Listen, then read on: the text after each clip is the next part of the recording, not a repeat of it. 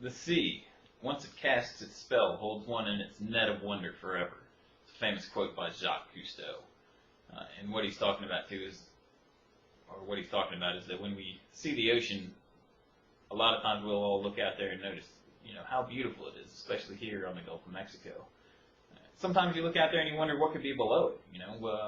We've all been flipping through the TV channels and seen coral reefs and shipwrecks and sea creatures like dolphins and whales. And sometimes you just wonder, what does it take to go see that? Well, somewhere out there's a culture dedicated to exploring this stuff. And what we breathe is not just air. We call it gas. We're actually scuba divers. And it's a little society or a little club or a group, whatever you want to call it, open to anyone willing to dedicate a weekend to learning how to do it safely and fun. Scuba diving is an exciting sport that builds self-confidence, and it'll provide you a lifetime of memories and unforgettable experiences. Scuba diving is something that finds people in many different ways. When I started diving, I was going to go to a resort. I wanted to take advantage of all the free stuff they offered, and scuba diving was what I decided I was going to do before I left. I went and got certified and had a blast ever since. I still remember going to that class and taking my first breath of air under the surface. It was amazing. You realize you didn't have to come back up. Fish are swimming up to you. There's colors everywhere. It's just incredible. So if I was to take you guys diving, what we would do, we'd go put on our gear. We've got a big set of heavy gear, and you put this on. You feel a little bit awkward with it, but then you jump off the boat and you make your descent under the water, and that's when you really start to feel at home. You completely become weightless. Red fish and green and blue and purple and silver and black, all these different colored fish all are swimming up to you, and they don't even notice that you're not a fish. It's amazing. Here in Panama City, we'll see these angelfish an awful lot hanging out around the state park, at the rocks, at the jetties and places like that. You'll see them offshore on some of our wrecks. Another thing that we've got around here that I really like is these are butterfly fish.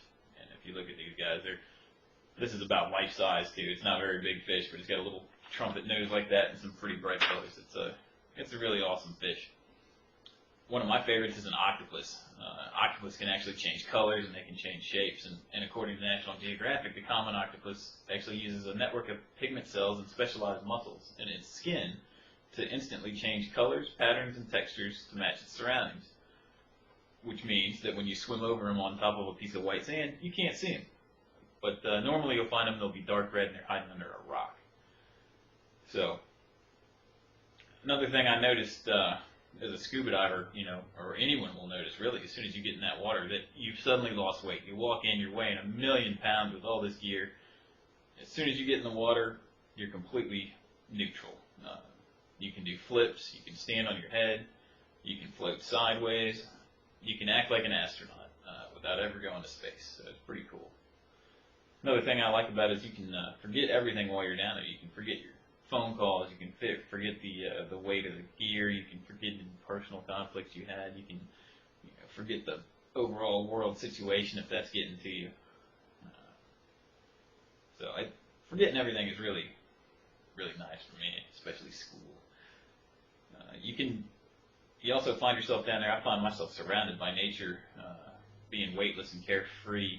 And all of that put together just makes me kind of feel one with the world. It's like a little reality check. I really enjoy that. One of my favorite parts about becoming a scuba diver was a boost of self-confidence that I got going through the training. And now every time I go out, knowing that I can handle the situations, any situation I may come into.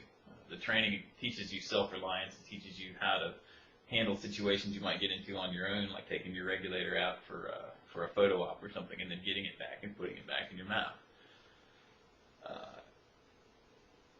You also learn not just how to swim and breathe underwater, but you learn how to respond to some unexpected situations like cramps, equipment failures, or becoming separated from your buddy. You learn how to take care of your buddy. You learn how to take care of yourself. It's a great class. Now, DAN, D-A-N, is Divers Alert Network. It's one of the scuba diving insurance groups, and they also do a lot of diver research and whatnot. But they have published some studies every year. They publish a study on the dive accidents and things that happen as a history, but they've been saying that there's been fewer injuries per diver than ever, and the trend is actually getting better. So the equipment's getting better, operators, boats and captains and crews are getting better, and all around it's getting to be a much safer sport, and people are getting better trained, so they're acting more responsibly. But what I found going through that class is coming out knowing that I had the skills and equipment and training to safely participate in what some people call an extreme sport. It gave me a major confidence boost, not just in scuba diving, but in everything I did. So it was nice to have that. And one of my favorite dives, I'll tell you this real quick, is that I went out and was underwater following a set of these cool